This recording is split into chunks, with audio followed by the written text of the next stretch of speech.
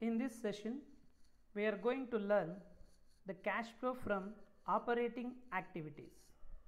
I am Madhusudan K, Assistant Professor, GFGC, Kuderu.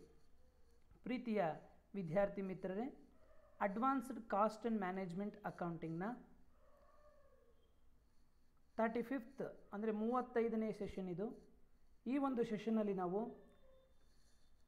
Cash flow ಸ್ಟೇಟ್ಮೆಂಟ್ನ cash flow from operating activities, ನಾವು cash ಫ್ಲೋನ 3 ಆ್ಯಕ್ಟಿವಿಟೀಸ್ಗಳಾಗಿ divide ಮಾಡ್ತೀವಿ. ಅದರಲ್ಲಿ ಮೊದಲನೇ ಆ್ಯಕ್ಟಿವಿಟೀಸ್ ಆಗಿರುವಂಥ ಆಪರೇಟಿಂಗ್ ಆ್ಯಕ್ಟಿವಿಟೀಸ್ ಬಗ್ಗೆ ತಿಳಿದುಕೊಳ್ಳೋಣ. ನಿಮಗೆ ಈಗ ನೋಡಿದ್ರೆ ಒಂದು ಪ್ರಾಬ್ಲಮ್ ಕಾಣಿಸ್ತಾ ಇದೆ. Calculate cash from operating activities from the following particulars 2005 and 2006 2 ವರ್ಷಗಳ ಮಾಹಿತಿಯನ್ನು ನಮಗೆ ಕೊಡಲಾಗಿದೆ. ಪ್ರಾಫಿಟ್ ಆ್ಯಂಡ್ ಲಾಸ್ ಅಕೌಂಟ್ 60,000 65,000 ಅಂದರೆ 5,000 ಇನ್ಕ್ರೀಸ್ ಇದೆ. ಡೆಟಾರ್ಸ್ 85,000 ಮತ್ತು 48,000 ಡೆಟಾರ್ಸ್ ಡಿಕ್ರೀಸ್ ಆಗಿದೆ. ನೆಕ್ಸ್ಟ್ ಬಿಲ್ಸ್ ರಿಸೀವಬಲ್ 40,000 81,000 ಇನ್ಕ್ರೀಸ್ ಆಗಿದೆ. ಜನರಲ್ ರಿಸರ್ವ್ 1,72,000 2,07,000 ಇನ್ಕ್ರೀಸ್ ಆಗಿದೆ. ವೇಜಸ್ ಔಟ್ಸ್ಟ್ಯಾಂಡಿಂಗ್ 26,000 8,000 ಡಿಕ್ರೀಸ್ ಆಗಿದೆ. ಸ್ಯಾಲರೀಸ್ ಪ್ರೀಪೇಯ್ಡ್ 8,000 10,000 ಇನ್ಕ್ರೀಸ್ ಆಗಿದೆ 2,000. ಗುಡ್ವಿಲ್ 70,000 ಮತ್ತು 60,000 ಡಿಕ್ರೀಸ್ ಆಗಿದೆ. ನೀವು ಈ ಒಂದು ಇನ್ಫಾರ್ಮೇಷನ್ನ ನೋಡಿದಾಗ ಕೆಲವೊಂದು ಐಟಮ್ಸ್ಗಳು ಇನ್ಕ್ರೀಸ್ ಆಗಿದೆ, ಕೆಲವೊಂದು ಡಿಕ್ರೀಸ್ ಆಗಿದೆ. ಇದನ್ನು ಬೇಸಾಗಿ ಇಟ್ಕೊಂಡು ನಾವು ಕ್ಯಾಶ್ ಫ್ಲೋ ಫ್ರಮ್ ಆಪರೇಟಿಂಗ್ ಆ್ಯಕ್ಟಿವಿಟೀಸನ್ನು ಕಂಡುಹಿಡಿಬೇಕು. ಅದು ಕ್ಯಾಶ್ ಫ್ಲೋ ಸ್ಟೇಟ್ಮೆಂಟಲ್ಲಿ ಮೊದಲನೇದಾಗಿ ನಾವು ಮಾಡ್ತಕ್ಕಂಥದ್ದು. ಇದಿಷ್ಟು ಇನ್ಫಾರ್ಮೇಷನ್ಗಳನ್ನ ಬೇಸಾಗಿ ಇಟ್ಕೊಂಡು ನಾವು ಕ್ಯಾಶ್ ಫ್ಲೋವನ್ನು ಕಂಡುಹಿಡಿಬೇಕಾಗುತ್ತೆ.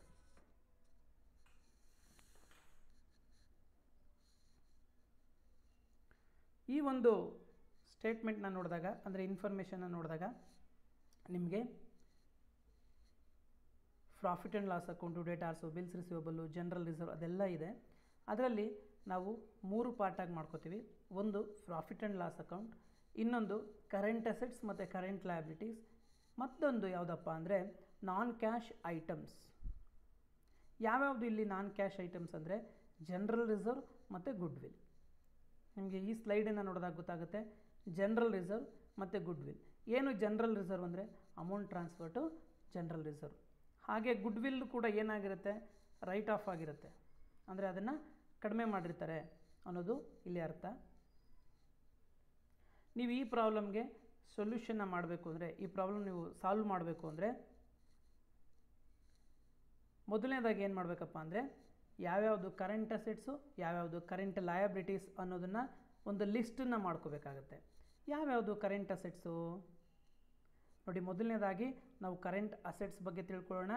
ಡೆಟಾರ್ಸ್ ಅನ್ನುವಂಥದ್ದು ಕರೆಂಟ್ ಅಸೆಟ್ಸ್, ಬಿಲ್ಸ್ ರಿಸೀವಬಲ್ ಅನ್ನುವಂಥದ್ದು ಕರೆಂಟ್ ಅಸೆಟ್ಸ್, ಸ್ಯಾಲರೀಸ್ ಪ್ರೀಪೇಯ್ಡ್ ಅಥವಾ ಪ್ರೀಪೇಯ್ಡ್ ಸ್ಯಾಲರಿ ಅದು ಕೂಡ ಕರೆಂಟ್ ಅಸೆಟ್ಸು. ಯಾವುದಾದ್ರೂ ಎಕ್ಸ್ಪೆನ್ಸಸ್ನ ಪ್ರೀಪೇಯ್ಡ್ ಆಗಿ ಅಡ್ವಾನ್ಸಾಗಿ ಪೇ ಮಾಡಿದರೆ ಅದು ಕರೆಂಟ್ ಅಸೆಟ್ಸ್ ಆಗುತ್ತೆ. So debtors, bills receivable, prepaid salary ಅಥವಾ ಸ್ಯಾಲರೀಸ್ ಪ್ರೀಪೇಯ್ಡ್ ಈ 3 ಕೂಡ ಕರೆಂಟ್ ಅಸೆಟ್ಸ್ ಆಗುತ್ತೆ. ಹಾಗೆ ವೇಜಸ್ ಔಟ್ಸ್ಟ್ಯಾಂಡಿಂಗ್ ಅಂತ ಇದೆಯಲ್ವಾ, ಇದು ಕರೆಂಟ್ ಲಯಬಿಲಿಟಿ ಆಗುತ್ತೆ ಕಣ್ರಪ್ಪ.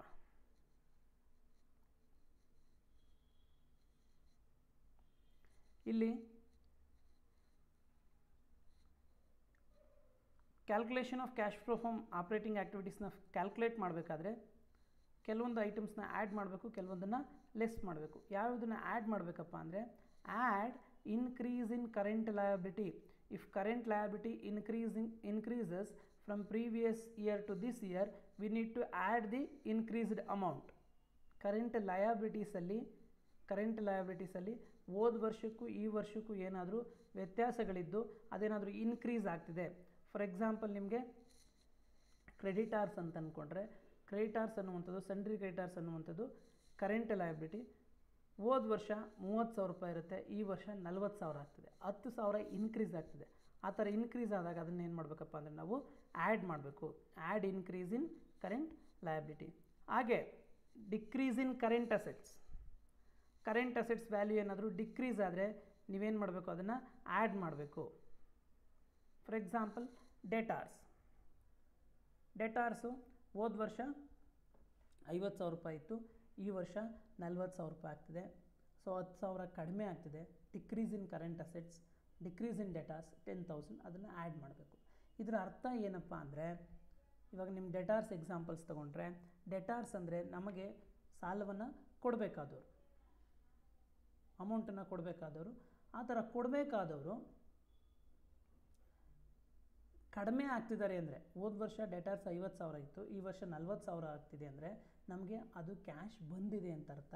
ಇನ್ಫ್ಲೋ ಆಫ್ ಕ್ಯಾಶ್ ಬಂದಿದೆ ಅಂದಾಗ ಅದನ್ನೇನು ಮಾಡಬೇಕು, ನಾವು ಆ್ಯಡ್ ಮಾಡಬೇಕು.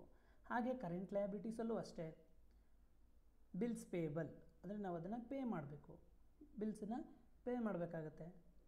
ಸೊ ಅದು ಇನ್ಕ್ರೀಸ್ ಆಗಿದೆ ಅಂದರೆ ಅರ್ಥ ನಾವಿನ್ನೂ ಪೇ ಮಾಡಿಲ್ಲ ಅಂತ, ನಮ್ಮ ಕ್ಯಾಶು ಔಟ್ಫ್ಲೋ ಆಗಿಲ್ಲ, ನಮ್ಮಿಂದ ಹೋಗಿಲ್ಲ, ನಮ್ಮ ಹತ್ರನೇ ಕ್ಯಾಶ್ ಉಳ್ಕೊಂಡಿದೆ ಅಂತ ಅರ್ಥ. ಸೊ ಅದಕ್ಕೋಸ್ಕರ ಅದನ್ನೇನು ಮಾಡ್ತೀವಿ, ಆ್ಯಡ್ ಮಾಡ್ತೀವಿ. ಇನ್ಕ್ರೀಸ್ ಇನ್ ಕರೆಂಟ್ ಲಯಬಿಲಿಟೀಸ್ನ ಆ್ಯಡ್ ಮಾಡಬೇಕು, ಹಾಗೆ ಡಿಕ್ರೀಸ್ ಇನ್ ಕರೆಂಟ್ ಅಸೆಟ್ಸ್ನ ಆ್ಯಡ್ ಮಾಡಬೇಕು. ನೆಕ್ಸ್ಟ್ ಲೆಸ್ ಮಾಡುವಂಥದ್ದು ಇನ್ಕ್ರೀಸ್ ಇನ್ ಕರೆಂಟ್ ಅಸೆಟ್ಸ್ ಹಾಗೆ decrease in current liabilities.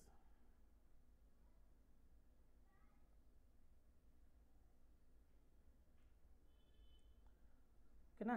Less ಮಾಡುವಂಥದ್ದು ಯಾವುದು? ಕರೆಂಟ್ ಅಸೆಟ್ಸಲ್ಲಿ ಏನಾದರೂ ಇನ್ಕ್ರೀಸ್ ಆದರೆ ನಾವೇನು ಮಾಡಬೇಕು, ಅದನ್ನು ಲೆಸ್ ಮಾಡಬೇಕು.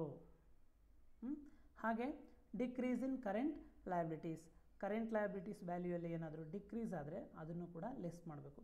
ಕರೆಂಟ್ ಲಯಬಿಲಿಟಿ ಡಿಕ್ರೀಸ್ ಅಂದರೆ ಏನರ್ಥ? ಫಾರ್ ಎಕ್ಸಾಂಪಲ್ ಸನ್ರಿ ಕ್ರೆಡಿಟಾರ್ಸ್ ಹೋದ ವರ್ಷದ ವ್ಯಾಲ್ಯೂ 40,000 ರೂಪಾಯಿ ಇದೆ, ಈ ವರ್ಷ ಅದು 30,000 ರೂಪಾಯಿ ಆಗ್ತಿದೆ. ಹೋದ ವರ್ಷ 40,000 ಇತ್ತು, ಕ್ರೆಡಿಟಾರ್ಸ್ ಅಂದರೆ ನಾವು ದುಡ್ಡು ಕೊಡಬೇಕಾದವರು 40,000 ಇತ್ತು, ಈ ವರ್ಷ 30,000 ಆಗ್ತಿದೆ. ಅಂದರೆ 40,000 ಇದ್ದಿದ್ದು 30,000 ಆಗ್ತಿದೆ.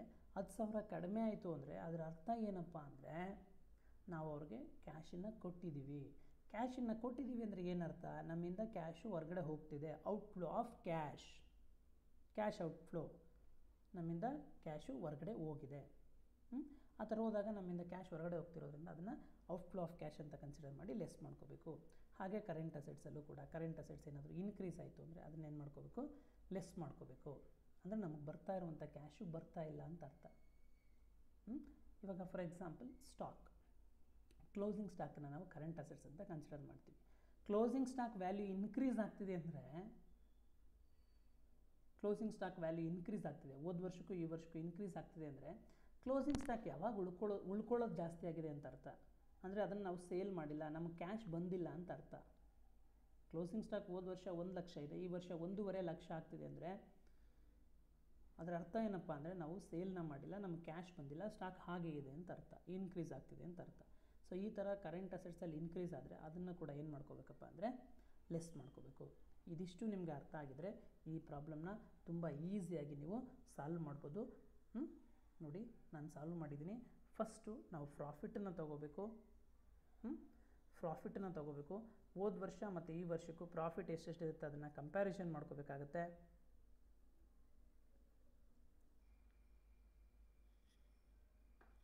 ನೀವು ಈ ಪ್ರಾಬ್ಲಮ್ನ ನೋಡಿದಾಗ ನಿಮಗೆ ಕ್ಯಾಶ್ ಫ್ಲೋ ಫ್ರಮ್ ಆಪರೇಟಿಂಗ್ ಆ್ಯಕ್ಟಿವಿಟೀಸ್ನ ಕ್ಯಾಲ್ಕುಲೇಟ್ ಮಾಡೋದು ತುಂಬಾ ಸುಲಭ. ಓಕೆನಾ? ನೋಡಿ, first profit and loss account ಇರುತ್ತಲ್ವ, 2 ವರ್ಷದ್ದು ಕಂಪ್ಯಾರಿಸನ್ ಮಾಡ್ಕೋಬೇಕು. We need to compare the data of 2005 and 2006, 60,000 and 65,000. So increase ಇದೆ. ಎಷ್ಟು ಇನ್ಕ್ರೀಸ್ ಇದೆಯಪ್ಪ ಅಂದರೆ 5,000. ಅದನ್ನು ಫಸ್ಟ್ ಐಟಮ್ ಆಗಿ ತೊಗೋಬೇಕು. ಪ್ರಾಫಿಟ್ಸ್ ಡ್ಯೂರಿಂಗ್ ದ ಇಯರ್ 65,000 ಮತ್ತು 60,000ನ ಕಂಪೇರ್ ಮಾಡಿದಾಗ ನಾವು ಮಾಡಿರುವಂಥ ಪ್ರಾಫಿಟು 5,000 ಇದೆ, ಅದನ್ನು ತೊಗೋಬೇಕಾಗತ್ತೆ. ನೆಕ್ಸ್ಟು ನಾನ್ ಕ್ಯಾಶ್ ಐಟಮ್ಸ್ ಯಾವ್ಯಾವುದಿದೆಯೋ ಅದನ್ನು ಫಸ್ಟ್ ತೊಗೊಳ್ಳಿ. ನಾನು ಈ ಹಿಂದೆ ಹೇಳಿದೆ ನಾನ್ ಕ್ಯಾಶ್ ಐಟಮ್ಸ್ ಯಾವ್ಯಾವುದಪ್ಪ ಅಂದರೆ ಜನರಲ್ ರಿಸರ್ವ್ ಮತ್ತು ಗುಡ್ ವಿಲ್. ಜನರಲ್ ರಿಸರ್ವ್ಸ್ನ ನೋಡಿ,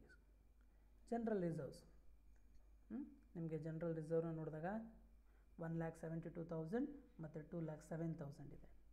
ಅಂದರೆ ಜನರಲ್ ರಿಸರ್ವು ಇನ್ಕ್ರೀಸ್ ಆಗ್ತಿದೆ. ಈ ಜನರಲ್ ರಿಸರ್ವ್ ಇನ್ಕ್ರೀಸ್ ಆಗ್ತಿದೆ ಅಂದರೆ ಏನರ್ಥ ಅಂದರೆ transfer to general reserve. General reserve transfer ಆಗ್ತಿದೆ. ಸೊ 2,07,000 1,72,000 ಅಂದರೆ ಎಷ್ಟಪ್ಪ ಟ್ರಾನ್ಸ್ಫರ್ ಮಾಡಿದ್ದಾರೆ ಅಂದರೆ 35,000ನ ಟ್ರಾನ್ಸ್ಫರ್ ಮಾಡಿದ್ದಾರೆ. ಹಾಗೆ ಗುಡ್ ವಿಲ್ ಕೂಡ ಏನಾಗ್ತಿದೆಯಪ್ಪ ಅಂದರೆ 2005ಅಲ್ಲಿ 70,000 ಇತ್ತು, ನೆಕ್ಸ್ಟ್ 2006ಅಲ್ಲಿ 60,000 ಆಗ್ತಿದೆ. ಅಂದರೆ ಇದು ರೈಟ್ ಆಫ್ ಆಗ್ತಿದೆ, ಕಡಿಮೆ ಆಗ್ತಿದೆ. ಸೊ ಅದನ್ನೇನು ಮಾಡ್ಕೋಬೇಕು, ಆ್ಯಡ್ ಮಾಡ್ಕೋಬೇಕಾಗತ್ತೆ 10,000ನ್ನು. ಸೊ ಇವೆರಡನ್ನ ಆ್ಯಡ್ ಮಾಡಿದಾಗ 35,000 ಪ್ಲಸ್ 10,000 45,000 ಆಗುತ್ತೆ. ಸೊ ಆಲ್ರೆಡಿ 5,000 ಬ್ಯಾಲೆನ್ಸ್ ಇತ್ತು, ಟೋಟಲ್ ಅದು 50,000 ಆಯಿತು. ಇವಾಗ changes in current assets and current liabilities ಅಥವಾ ಚೇಂಜಸ್ ಇನ್ ವರ್ಕಿಂಗ್ ಕ್ಯಾಪಿಟಲ್ ಅದನ್ನು ನಾವು ಕನ್ಸಿಡರ್ ಮಾಡಬೇಕು. ಅಂದರೆ ಕರೆಂಟ್ ಅಸೆಟ್ಸಲ್ಲಿ ಕರೆಂಟ್ ಲಯಬಿಲಿಟೀಸಲ್ಲಿ ಏನೆಲ್ಲ ಬದಲಾವಣೆಯಾಗಿದೆ ಅದನ್ನು ನೋಡಬೇಕಾಗುತ್ತೆ. ನೀವು ಮೊದಲನೇದಾಗಿ ಡೆಟಾರ್ಸನ್ನು ನೋಡಿ. ಡೆಟಾರ್ಸ್ 2005ಅಲ್ಲಿ 85,000 ಇತ್ತು, ಇವಾಗ 48,000 ಆಗ್ತಿದೆ. ಅಂದರೆ ಇದು ಡಿಕ್ರೀಸ್ ಆಗ್ತಿದೆ. ಕರೆಂಟ್ ಅಸೆಟ್ಸು ಡಿಕ್ರೀಸ್ ಆದರೆ ಅದನ್ನು ಆ್ಯಡ್ ಮಾಡಬೇಕು. ಅಂದರೆ ಅದರ ಅರ್ಥ ಏನಪ್ಪ ಅಂದರೆ ಡೆಟಾರ್ಸು ನಮಗೆ ಅಮೌಂಟನ್ನು ಪೇ ಮಾಡಿದ್ದಾರೆ, ಕ್ಯಾಶ್ ಬರ್ತಾ ಇದೆ. ಡೆಟಾರ್ಸ್ ಡಿಕ್ರೀಸ್ ಆಗಿದೆ ಅಂದರೆ ಅವ್ರು ಪೇ ಮಾಡಿದ್ರು ಅಂತ ಅರ್ಥ. 37,000 ಕ್ಯಾಶ್ ಬರ್ತಿದೆ. ನೆಕ್ಸ್ಟ್ ಬಿಲ್ಸ್ ರಿಸೀವಬಲ್ನ ನೋಡಿ. 40,000 ಇತ್ತು, 81,000 ಆಗ್ತಿದೆ, ಇನ್ಕ್ರೀಸ್ ಆಗ್ತಿದೆ. ಬಿಲ್ಸ್ ರಿಸೀವಬಲ್ಲು ಅದನ್ನು ಏನು ಮಾಡಬೇಕಪ್ಪ ಅಂದರೆ ಕನ್ಸಿಡರ್ ಮಾಡ್ಕೋಬೇಕು 41,000 less increase in prepaid salary. ಇದು ಕೂಡ ಕರೆಂಟ್ ಅಸೆಟ್ಸು. ಮೊದಲು 10,000 ಇತ್ತು, ಇವಾಗ 8,000 ಆಗ್ತಿದೆ. ಅಂದರೆ ಇನ್ಕ್ರೀಸ್ ಅಂದರೆ 8,000 ಇತ್ತು ಸ್ಯಾಲ್ರೀಸ್ ಪ್ರೀಪೇಯ್ಡು, ಇವಾಗ ಏನಾಗ್ತಿದೆ 10,000 ಆಗ್ತಿದೆ, ಇನ್ಕ್ರೀಸ್ ಆಗ್ತಿದೆ. ಅದನ್ನು ಕೂಡ ತೊಗೋಬೇಕು. ನೆಕ್ಸ್ಟು ವೇಜಸ್ಸನ್ನು ನೋಡಿ. ಔಟ್ಸ್ಟ್ಯಾಂಡಿಂಗ್ ವೇಜಸ್ ಅಂತ ಕರಿತೀವಿ. ಈ ಔಟ್ಸ್ಟ್ಯಾಂಡಿಂಗ್ ವೇಜಸ್ ಏನಪ್ಪ ಅಂದರೆ current liabilities. So current liabilities ಕಂಡ್ರಪ್ಪ 26,000 ಇತ್ತು, ಇವಾಗ 8,000 ಆಗ್ತಿದೆ. ಅಂದರೆ ಅದೇನಾಯ್ತಪ್ಪ ಅಂದರೆ ಡಿಕ್ರೀಸ್ ಆಯಿತು. ಡಿಕ್ರೀಸ್ ಆದರೆ ನಾವು ಅದಕ್ಕೆ ಕ್ಯಾಶನ್ನು ಪೇ ಮಾಡಿದ್ದೀವಿ ಅಂತ ಅರ್ಥ. ವೇಜಸ್ ಕೊಡಬೇಕಾಗಿತ್ತು, ಉಳಿಸ್ಕೊಂಡಿದ್ವಿ, ಇವಾಗ ಅದು ಕಡಿಮೆ ಆಗ್ತಿದೆ ಅಂದರೆ ನಾವು ವೇಜಸ್ಸನ್ನು ಪೇ ಮಾಡಿದ್ವಿ ಅಂತ ಅರ್ಥ. ಸೊ 18,000 ನಾವು ಪೇನ ಮಾಡಿದ್ದೀವಿ. ಸೊ ಇವು ಮೂರನ್ನು ಆ್ಯಡ್ ಮಾಡಿಕೊಂಡಾಗ 61,000 ಆಗುತ್ತೆ. ಸೊ ಇದಿಷ್ಟು ನಾವು ಕ್ಯಾಲ್ಕುಲೇಟ್ನ ಮಾಡಿದಾಗ ಕ್ಯಾಶ್ ಫ್ರಮ್ ಆಪರೇಟಿಂಗ್ ಆ್ಯಕ್ಟಿವಿಟೀಸ್ ಇಲ್ಲಿ ಇನ್ಫ್ಲೋ ಇದೆ, ಅಂದರೆ ಪಾಸಿಟಿವ್ ಇದೆ.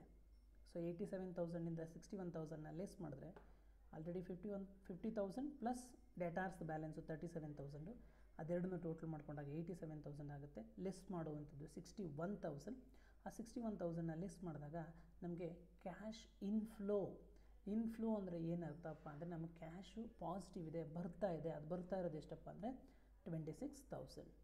ವಿದ್ಯಾರ್ಥಿಗಳೇ, ನಾವು ಈ ಒಂದು ಪ್ರಾಬ್ಲಮಲ್ಲಿ ಏನೇನನ್ನು ಕಲ್ತ್ಕೊಂಡ್ವಪ್ಪ ಅಂದರೆ cash flow from operating activities ಅಂದರೆ ನಮಗೆ ನಾನ್ ಕ್ಯಾಶ್ ಐಟಮ್ಸ್ಗಳನ್ನ ಕೊಟ್ಟಾಗ, ಹಾಗೆ ಕರೆಂಟ್ ಅಸೆಟ್ಸ್ ಮತ್ತು ಕರೆಂಟ್ ಲಯಬಿಲಿಟೀಸಲ್ಲಿ ಏನಾದರೂ